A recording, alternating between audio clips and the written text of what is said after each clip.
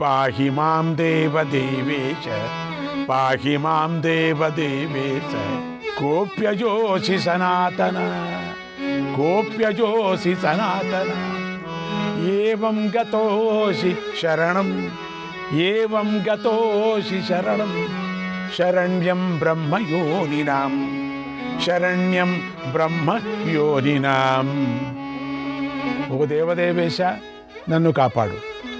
నువ్వు అనిర్వచనీయుడువు, అజుడువు, సనాతన, విప్రులకు నువ్వు శారణ్యుడువు. ఇలా నిన్ను శరణు కోరుతున్నాను. స్తుతించదగిన వాడిని. ఇలా స్తుతించటంతో నా దుఃఖం నశించిపోయింది. ఆ తరువాత ఏదో అదృశ్య శక్తి ద్వారా మంగళకరమైన భగవంతుడి యొక్క దివ్యవాణి ఇలా వినిపించింది. ఓ గరుడా, భయపడకు. నువ్వు మనస్సును ఇంద్రియాలను జయించావు. ఇక ఇంద్రునితో సహా దేవతలతో కలిసి నీ ఇంటికి వెళ్ళు. నీ పుత్రులను బంధువులను కలుసుకో అన్నాడు. ఆ క్షణంలోనే మహాకాంతితో నారాయణుడు నా ఎదుట ప్రత్యక్షమయ్యాడు. నాకు అతి దగ్గరగా కనిపించాడు. నేను ఆ పరమాత్ముడిని చూసి ఎంతో సంతోషించాను. అప్పుడు ఆయన అష్టభుజుడిగా ఉన్నాడు. తరువాత ఆయన నారాయణ ఆశ్రమం వైపుకు వెళ్ళటాన్ని నేను చూశాను. నేను అక్కడ యాగాలు చేస్తున్న ఋషులను, మాట్లాడుకుంటున్న దేవతలను చూశాను. ధ్యాన నిమగ్నులైనటువంటి, తపస్సులోనే నిమగ్నులైన మునులు, యోగంలో ఉన్న సిద్ధులు, జపిస్తున్న నైష్ఠికులు, యాగం చేస్తున్న గృహస్థులను చూశాను.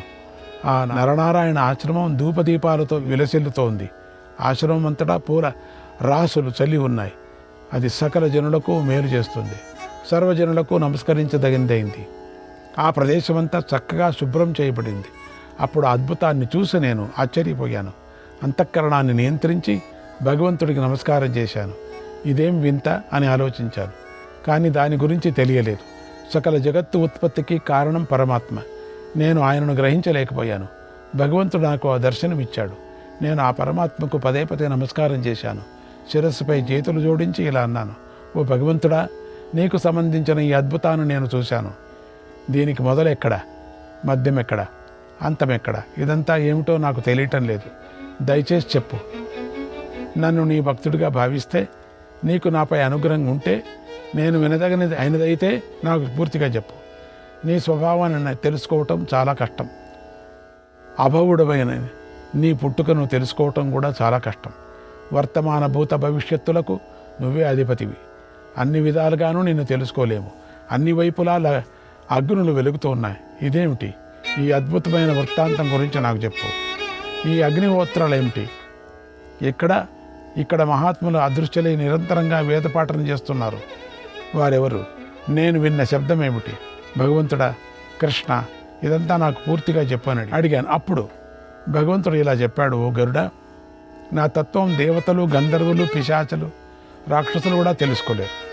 నేను సర్వతత్వాలను సూక్ష్మాత్మ స్వరూపంతో ఉంటాను. చతుర్థాకం విభక్తాత్మ చతుర్థాకం విభక్తాత్మ లోకానాం హితకామ్యయ లోకానాం హితకామ్యయ భూతభవ్య భవిష్యాదిః భూతభవ్య భవిష్యాదిః అనాదిర్విశ్వ కృత్తమక. లోకహితం కోసం నన్ను నేను 4 రకాలుగా విభజించుకున్నాను. నేనే భూతాన్ని, నేనే వర్తమానాన్ని, నేనే భవిష్యత్తును, నేనే ఆదిని అయి ఉన్నాను. నేనే విశ్వస్రష్టులలో ఉత్తముడిని. పృథివీ, వాయువు, ఆకాశం, నీరు, నిప్పు, మనస్సు, బుద్ధి, అహంకారం, తమస్సు, సత్యం, రజస్సు, ప్రకృతి, వికృతి, విద్య, అవిద్య, శుభం, అశుభం, ఇవన్నీ నా నుండి పుడతాయి. నేను మాత్రం దేని నుండి కూడా పుట్టను. నేను మాత్రం పుట్టను దేని నుండి కూడా. నా నుండే పుట్టేవంతా. మానవుడు శ్రేయస్సును కోరుకుంటూ ధర్మంతో కూడినది, పవిత్రమైనదైనా ఏ మంచి భావనపై దృష్టి నిలుపుతాడో అది నిరామయుడైనటువంటి నేనే అయి ఉన్నానా అన్ని చోట్లను.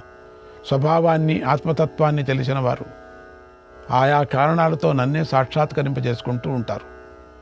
వారి చేత ధ్యానించబడే పురుషుణ్ణి నేనే. నేను ఆది మధ్యాంతరహితుడిని, సర్వంతర్యామిని. నేను సనాతన పురుషుణ్ణి. సూక్ష్మార్థాలు, సూక్ష్మభావాలు తెలిసిన వారు మాత్రమే పరమరహస్యమైన నా రూపాన్ని గ్రహిస్తారు. నా పరమరహస్య రూపంతోనే ఈ జగమంతా వ్యాపించి ఉంది. అలా నేనే సర్వసత్వ స్వరూపమైనటువంటి పరమాత్మని. నేనే వీటన్నిటికీ కారణం. నేనే అవ్యయుడిని. ఓ పక్షిరాజా, నా నుండి ప్రాణులు జన్మిస్తాయి. అవి ప్రళయకాలంలో నాలోనే లీనమవుతాయి. ఓ కశ్యప కుమార, నన్ను ఎవరు ఎలా గ్రహిస్తే వారికి అలాగే తెలియబడతాను. ఓ పక్షిరాజా, నేనే అందరి మనస్సులోనూ బుద్ధిలోనూ ఉండి వారికి శ్రేయస్సు కలిగిస్తూ ఉంటాను. ఓ పక్షి శ్రేష్ఠ, నువ్వు నన్ను తెలుసుకోవాలని ఆలోచించావు కదా. నా గురించి నీకు తెలుసుకోవాలనే కుతూహలం బాగా ఉంది కదా. ఇప్పుడు నేను ఎవడనో ఎక్కడి నుంచి వచ్చానో దేనికోసం ప్రయత్నం అంతా చేస్తున్నానో చెబుతున్నాను విను. కొందరు విప్రులు మనస్సును నియంత్రించి త్రేతాగ్నులపై ఆసక్తి కలిగి ఉంటారు. వారు నిత్యము అగ్నిని ఆరాధిస్తూ జపహోమాలు ఆచరిస్తూ ఉంటారు. కొందరు నియమపూర్వకంగా ఇంద్రియాలను నియంత్రించి తమలోనే అగ్నిని పూజిస్తూ ఉంటారు. మనస్సును నియంత్రించుకొని నన్నే ఉపాసిస్తూ ఉంటారు. కొందరు తమను తాము పూర్తిగా నియంత్రించుకొని జపయజ్ఞాలు మానసయజ్ఞాలతో నన్ను సేవిస్తూ ఉంటారు. కొందరు అగ్నిహోత్రాలనే రక్షించుకుంటూ ఉంటారు. వారు ఇక మరే పని చేయకుండా మరే పని చేయరు. పవిత్ర భావంతో అగ్నులనే వాళ్ళంతా ఆరాధిస్తూ ఉంటారు. ఇలా వివిధ అభిప్రాయాలు గల ఆ ఉపాసకులు ఆయా భావాలకు తగిన విధంగా నన్ను ఆరాధించి చేరుకుంటారు. కొంతమంది నిష్కామ భావంతో సంకల్పాలను తొలగించుకొని నిత్యము జ్ఞానసిద్ధి మీదనే మనస్సును ఏకాగ్రతతో నిలిపి ఉంటారు. తమలోనే ఉన్న అగ్నిదేవుణ్ణి పూజిస్తూ నియమాలను పాటిస్తూ ఎలాంటి కోరిక లేకుండా నన్ను చేరుకుంటారు. సాధకులు విషయభోగాలను విడిచిపెట్టి బంధ విముక్తులవుతారు, జ్ఞాననేత్రులవుతారు. స్వాభావికంగానే నియమాలు పాటిస్తూ ఉంటారు. ఏకాగ్ర మనస్సు కలవారే నన్ను చేరుతారు. ఓ గరుడా, నువ్వు ఆకాశంలో కమలాలు కలువలతో నిండిన సుందరమైన సరోవరాన్ని చూశావు. అక్కడే ఇంధనం లేకుండా వెలుగుతున్న అగ్నులను చూశావు. వెనుక చెప్పుకున్న నా ఉపాసకులే ఆ అగ్నుల వద్ద జ్ఞానదీప్తితో నిర్మలమైన అంతఃకరణంతో చంద్రకిరణంలాగా ప్రకాశిస్తూ ఉన్నారు. వేదమంత్రాలను స్పష్టంగా పలుకుతూ అగ్నిని ఉపాసిస్తున్నారు. వారు పవిత్ర భావంతో అగ్నిని ఆరాధించాలని అనుకుంటున్నారు. ఎల్లప్పుడూ నా ఉపాసన అనురక్తులై నా గూర్చి ఆలోచించిన కారణంగా పవిత్ర అంతఃకరణాలయ్యారు. రోగశోకాలు లేనివారయ్యారు. జ్యోతిస్వరూపులయ్యారు. వారే నన్ను ఉపాసిస్తున్నారు. వారి దృష్టి అంతా నా మీదే ఉంటుంది కనుక వారెప్పుడూ దారి తప్పనివారు. వారు వీతరాగులు. ఆ అగ్నుల వద్దే నివసిస్తూ ఉంటారు. వారు నియమాలను పాటిస్తూ నిరాహారులై ఉంటారు. వారి శరీరంపై స్వేదం ఏర్పడదు. వారు నిర్మలుడు, నిరంకారులు, నిరాలంబనులు, నిష్కాములు. ఎల్లప్పుడూ నన్నే భజిస్తూ ఉంటారు. అలాంటి వారికి నేనే భక్తుణ్ణి. జగత్తుకు మేలు జరగటం కోసం నన్ను నేను 4గా విభాగం చేసుకొని సంచరిస్తూ ఉంటాను. లోకధారణ కోసం నేను విధానాన్ని కూడా ఏర్పరుస్తాను. ఓ గరుడ, నాకు 4 రూపాలు ఉన్నాయి. వాటిలో ఒకటైన నిర్గుణమూర్తి పరమయోగాన్ని ఆశ్రయించి ఉంటుంది. 2వ మూర్తి చరాచర భూత సమూహాన్ని సృష్టిస్తుంది. 3వ మూర్తి సృష్టించిన ఈ స్థావర జంగమాత్మకమైనటువంటి జగత్తును సంహరిస్తుంది.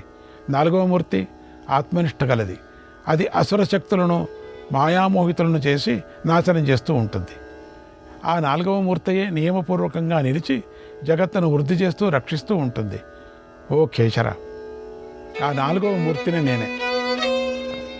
మయా సర్వమిదం వ్యాప్తం మయి సర్వ ప్రతిష్ఠితం మయి సర్వం ప్రతిష్ఠితం అహం సర్వ జగద్బీజం సర్వత్ర గతిరవ్యయ. నేనే జగమంతా వ్యాపించి ఉంటాను. నాలోనే జగమంతా ఉంటుంది. నేనే సర్వ జగత్తుకు బీజము. నేనే సర్వగతిని. నేనే అవ్యయుడిని. ఓ గరుడ, నువ్వు ఆ అగ్నిహోత్రాలను చూశావు. వాటి దగ్గర కూర్చొని చంద్రకిరణాల రాసుల్లాగా ప్రకాశిస్తూ నిరంతరంగా వేదాలను వల్లివేస్తున్న వారిని చూశావు. వారు జ్ఞానాన్ని పొంది సుఖించి క్రమంగా నన్ను చేరుతారు. నేనే వారి తపస్సు అయి ఉన్నాను. వారు చక్కగా వృద్ధి చేసుకున్న తేజస్సును నేనే అయి ఉన్నాను. వారెప్పుడు నాలో ఉంటారు, నేను వారిలో ఉంటాను. అన్ని వైపుల నుండి ఆసక్తిని విడిచిపెట్టి అనన్య భావంతో మనస్సును నాపై నిలిపి జ్ఞాననేత్రంతో నన్ను సాక్షాత్కరింపజేసుకోవచ్చు. సన్యాసాన్ని స్వీకరించి అనన్య భావంతో నన్నే ధ్యానించిన వారు నన్నే చేరుతారు. బుద్ధిలో సత్వగుణాన్ని నిలుపుకొని నిర్గుణాత్మతత్వాన్ని నిశ్చయం చేసుకొని స్వాత్మారూపుడు అవ్యయుడు అయిన నన్ను దర్శించవచ్చు. సకల ప్రాణుల విషయంలో చూపించే అహింస రుజుత్వం వారిలో ఉంటాయి. వారు తమ హృదయాన్ని నాపై చక్కగా నిలిపి అవ్యయుడైన నన్ను చేరుతారు. ఇది పరమ రహస్యమైన పరమ అద్భుతమైన కథ. దీన్ని సావధానంగాను యథాతథంగాను పూర్తిగా వినటానికి నువ్వు అర్హుడివి. నువ్వు నియతాగ్నిహోత్రులు జపయజ్ఞ పారాయణులు నిరంతరంగా నన్ను ఉపాసించే వారిని ప్రత్యక్షంగా చూశావు. వీరికి శాస్త్రోక్తమైన విధానము తెలుసు. ఎలాంటి ఆసక్తి లేకుండా వీరు సత్కర్మలు చేస్తారు. ఒక్కొక్కసారి దానికి భిన్నంగా ప్రవర్తిస్తారు. ఆ సమయాల్లో వారికి సత్కర్మల మీద కూడా దృష్టిపోదు. అయినా వారు నన్ను తెలుసుకుంటారు, నా అవ్యయ పరతత్వాన్ని గ్రహిస్తారు. కనుక సాధకుడు పరిశుద్ధమైన జ్ఞానంతో పవిత్రమైన మనస్సు కలిగి ఉండాలి. ఆత్మతత్వం తెలుసుకోవాలి, పవిత్రుడు కావాలి. అటువంటి జ్ఞాని బ్రహ్మపదాన్ని పొందుతాడు. అక్కడకు చేరిన తర్వాత దుఃఖం ఉండదు.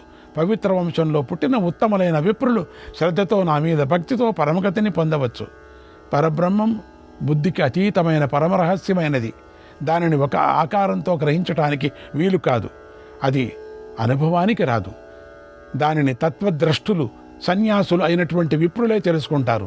అక్కడ గాలి ప్రసరించదు, గ్రహ నక్షత్రాలు అక్కడ గతి లేదు, జలం ఉండదు, నేల ఉండదు, ఆకాశం ఉండదు, మనస్సు కూడా అక్కడ ప్రవర్తించదు. ఓ గరుడ, పరబ్రహ్మ స్థానం నుండి సకల ద్రవ్యాలు పుడతాయి. వ్యాపనశీలుడు నిర్గుణుడు అయిన ఆ పరమాత్మ వాటన్నిటి నుండినే అన్నిటినీ పుట్టిస్తూ ఉంటాడు కూడా. నువ్వు నా స్థూల రూపాన్ని చూశావు. ఇది నా సూక్ష్మ రూపంలో ప్రవేశించడానికి ద్వారం. సకల కార్యాలకు నేనే కారణం అని తెలుసుకో. ఓ గరుడ, నువ్వు నన్ను సరస్సులో చూడగలిగావు. యజ్ఞవేత్తలు నన్నే యజ్ఞమని కూడా పిలుస్తారు.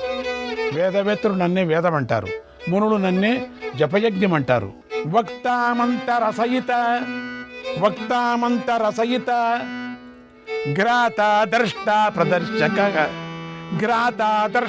ప్రదర్శక బోద్ధ బోద్ధయిత చాగం గంతా శ్రోత చిదాత్మక.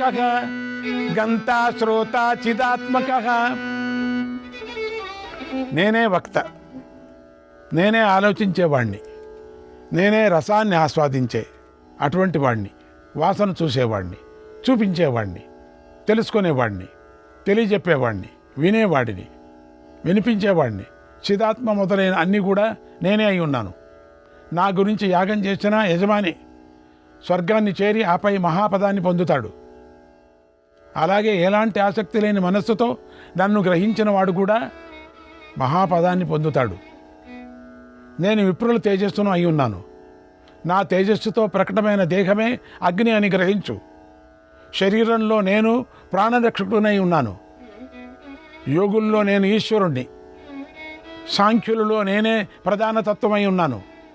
ఈ జగమంతా నాలోనే ఉంటుంది. ధర్మము, అర్థము, కామము, మోక్షము, రుజుత్వము, జపము, తపస్సు, సత్యము, రజస్సు, కర్మఫలమైన పుట్టుక, వినాశనం అన్నీ నేనై ఉన్నాను. అప్పుడు నువ్వు నన్ను సనాతన రూపంలో చూశావు. దానికన్నా పరమైన నా రూపాన్ని నువ్వు కాలక్రమంలో చూస్తావు. పరమ గోపనీయమైనది, శాశ్వతమైనది, స్థిరమైనది, అవినాశి అయిన నా జ్ఞానం కూడా నీకు కాలక్రమంలో కలుగుతుంది. ఇలా నారాయణునైన నేనే పరమేశ్వరుని, పరమ గోపనీయుడిని, రహస్యంగా ఉంచదగిన వాడిని. ఓ గరుడ, లౌకికమైన అభ్యుదయాన్ని కోరుకునేవారు నా స్వరూపాన్ని తెలుసుకోలేరు. నిజమైన సన్యాసులు కర్మలను చేయటం మాని నమస్కారాలకు దూరంగా నిలుస్తారు. కోరికలు, బంధనాల నుండి విముక్తులై ఉంటారు. అటువంటి సన్యాసులు సనాతన పరమాత్మ అయిన పరబ్రహ్మను దర్శిస్తారు. ఓ గరుడ, నేను నీకు ఈ విధంగా నా స్థూల రూపాన్ని దర్శింపజేశాను. ఈ రూపాన్ని నువ్వు తప్ప ఇతరులు దర్శించలేరు, ఈ తత్వాన్ని కూడా గ్రహించలేరు. నీ బుద్ధి నశించకుండా ఉండుగాక. ఇది సర్వోత్తమమైన గతి. ఓ గరుడ, నువ్వు నిత్యము నా భక్తుడివిక. ఆ తరువాత క్రమక్రమంగా నా స్వరూపము నీకు అర్థమవుతుంది. ఏతత్తే సర్వమాఖ్యాతం రహస్యం దివ్య మానుషం, రహస్యం దివ్య మానుషం. ఏతశ్రేయక పరం చైతత్, ఏతశ్రేయక పరం చైతత్. పంతానం విద్ధి మోక్షితం, పంతానం విద్ధి మోక్షితం, విద్ధి మోక్షితం. నా గురించి నీకు పూర్తిగా చెప్పాను. ఈ బోధ అంతా మానవులకు, దేవతలకు కూడా రహస్యమే ఉంది. ఇదే పరమశ్రేయస్సు, మోక్షం కావాలని కోరుకునే వారికి మార్గం అని భగవంతుడు నాకు బోధించి అదృశ్యమైపోయాడు. ఓ మహర్షులారా, అలా నేను పూర్వం నారాయణుడు మహిమను దర్శించాను. ఆయన అద్భుత కర్మలు చేయగల ధీమంతుడు. ఆ నారాయణుడు లీలను నేను ప్రత్యక్షంగా చూసి అనుభవించాను. ఇది సత్యం, దానినే మీకు చెప్పాను అన్నాడు గరుత్మంతుడు. ఆ అద్భుతమైన బోధన విని ఋషులు ఇలా అన్నారు: ఓ గరుత్మంత, నువ్వు మాకు అద్భుతమైన కథను వినిపించావు. పుణ్యం యశస్య మాయుష్యం, పుణ్యం యశస్య మాయుష్యం, స్వర్గ్యం స్వస్త్యయనం మహత్, స్వర్గ్యం స్వస్త్యయనం మహత్.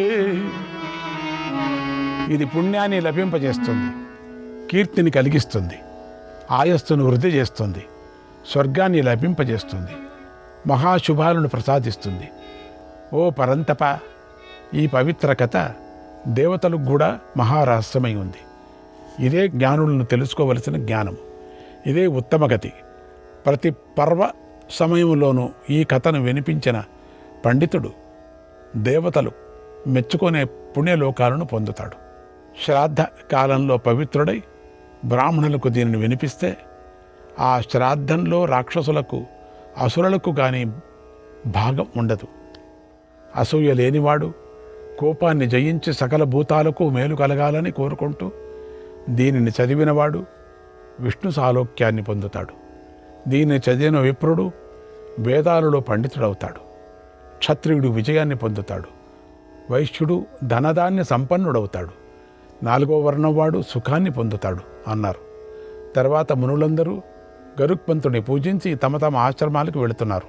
తమ శాంతి సాధనంలో మునిగిపోయారు. ఓ ధర్మరాజా, మనస్సు అదుపులో లేక స్థూల రూపాలనే చూసేవారికి శ్రీహరి తత్వజ్ఞానం తేలికగా అర్థం కాదు కూడా. ఇది ధర్మబద్ధమైన శృతి. దీని బ్రహ్మదేవుడు ఆశ్చర్యపోతున్న దేవతలకు చెప్పాడు: నాయనా, ఈ బోధన నా తల్లి సమక్షంలో వసువులు నాకు చెప్పారు.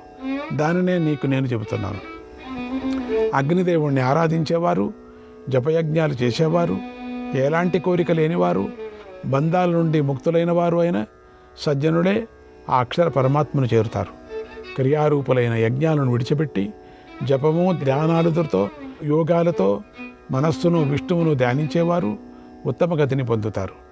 తదేవ పరమో మోక్షక, తదేవ పరమో మోక్షక, మోక్షద్వారంచ భారత, మోక్షద్వారంచ భారత. యదా వినిశ్చితాత్మానః, యదా వినిశ్చితాత్మానః గచ్చంతి పరమాం గతిం, గచ్చంతి పరమాం గతిం. ఓ రాజా, నిశ్చితమైన బుద్ధిగల పురుషులు పరమాత్మతత్వాన్ని గ్రహించి పరమగతిని పొందుతారు. అదే మోక్షం లేదా మోక్షద్వారం అని బోధించాడు భీష్మ పితామహుడు. శ్రీకృష్ణాయ పరమాత్మనే నమః. 14వ అధ్యాయం. ధర్మరాజు భీష్ముణ్ణి ఇలా అడుగుతున్నాడు: పితామహ, నువ్వు బ్రహ్మదేవుడి ద్వారా శుభప్రదాలైనటువంటి శివుడి నామాలను విన్నావు కదా, ఆ నామాలను నాకిప్పుడు చెప్పు. ఆ శివుడు బభ్రువు, విశ్వరూపుడు, సురాసుర గురువు. ఆ దేవదేవుడి మహాత్మ్యాన్ని కూడా యథాతథంగా చెప్పు అని కోరాడు. భీష్ముడు చెప్తున్నాడు: ఓ ధర్మరాజా, మహాదేవుడు ధీమంతుడు. సేనాశివుడి గుణాలను చెప్పటానికి, అంటే నేను ఆ శివుడి యొక్క గుణాలను చెప్పటానికి నేను చాలా ఇష్టపడుతున్నాను. యోగి సర్వగతో దేవగ నచ సర్వత్ర దృశ్యతే, యోగి సర్వగతో దేవగ నచ సర్వత్ర దృశ్యతే. శ్రీకృష్ణాయ పరమాత్మనే నమః.